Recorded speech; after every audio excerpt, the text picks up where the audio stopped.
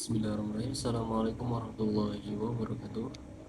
Perkenalkan, nama saya Muhammad Musa Garmarufi, kelas PI 1A NIM 2025010036, Prodi Pendidikan Agama Islam, Fakultas Ilmu Tarbiyah dan Keguruan, Universitas Sains Al-Quran.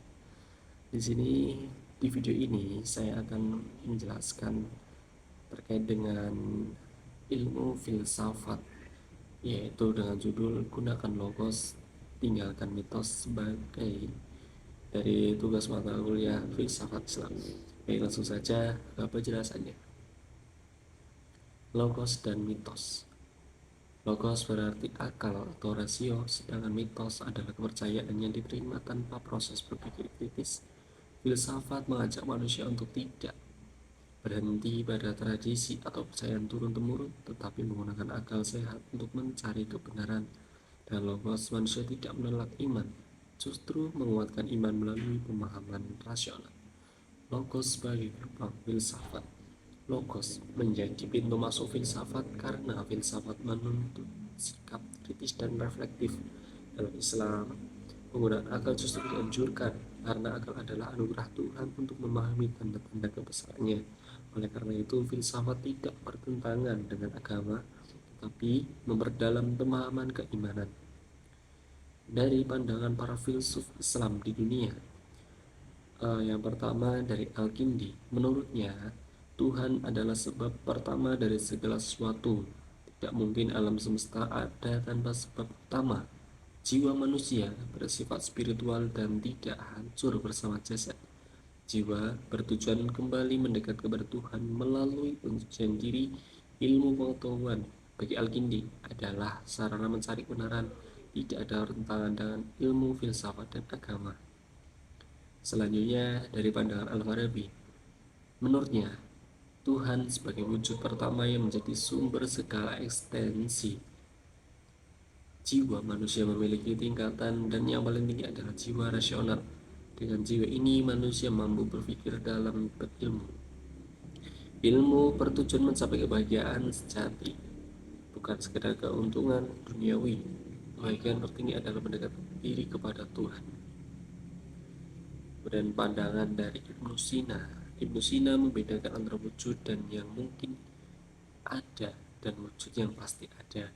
Tuhan adalah wajibul wujud yang kebenaraannya tidak bergantung pada apapun. Jiwa manusia bersifat mandiri. Dalam eksperimennya, manusia terbang.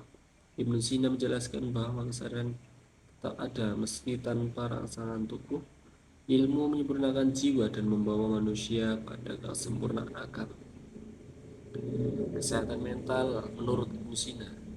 Ibnu Sina memandang bahwa manusia sebagai kesatuan jiwa dan raga. Kesehatan mental tidak dapat dipisahkan dari kondisi fisik dan spiritual. Ketika jiwa terganggu, tubuh pun merasakan dampaknya, begitu pula sebaliknya. Apa sih penyebabnya dari gangguan mental ini? Menurutnya, gangguan mental muncul akibat ketidakseimbangan emosi, pikiran yang negatif, berlebihan stres, dan lingkungan yang tidak sehat. Ibnu Sina juga menekankan pentingnya menjaga pikiran dan perasaan agar tetap seimbang. Ibnu Sina memberikan cara untuk terapi dalam kesehatan mental. Terapi menurut Ibnu Sina tidak hanya bersifat medis, tapi juga psikologis, spiritual, dan dialogis, nasihat lingkungan yang tenang, serta pendekatan spiritual digunakan untuk menenangkan jiwa. Ia menunjukkan bahwa Ibnu Sina adalah pelopor psikologi dan psikotri modern. Ilmu filsafat merupakan upaya manusia untuk meninggalkan cara berpikir mitologis menuju cara berpikir rasional melalui logos. Dengan akal, manusia berusaha memahami hakikat Tuhan, jiwa, dan ilmu secara mendalam dan sistematis. Dari pandangan ketiga filsuf Islam ini, dari Al-Kindi, Al-Farabi, dan Ibnu Sina, sepakat bahwa akal dan wahyu tidak saling bertentangan, melainkan saling menguatkan. Tuhan dipahami sebagai wajib al-wujud, sumber utama dari segala kebenaran.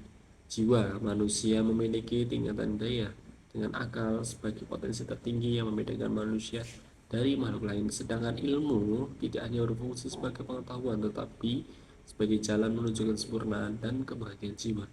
Kesimpulannya adalah Ibnu Sina menegaskan bahwa kesehatan mental adalah kondisi seimbang antara akal, emosi, dan spiritual. Gangguan jiwa tidak hanya bersifat fisik, tetapi juga psikis dan sosial, sehingga membutuhkan pendekatan holistik. Pemikiran ini menunjukkan bahwa filsafat Islam telah jauh lebih awal memberikan kontribusi penting bagi perkembangan ilmu, pengetahuan, dan kesehatan mental modern. Dengan demikian, filsafat Islam membimbing manusia untuk berpikir kritis, hidup seimbang, dan mendekatkan diri kepada Tuhan melalui akal dan ilmu. Terima kasih dari saya Muhammad Musa Kurang lebih maaf. Assalamualaikum warahmatullahi wabarakatuh.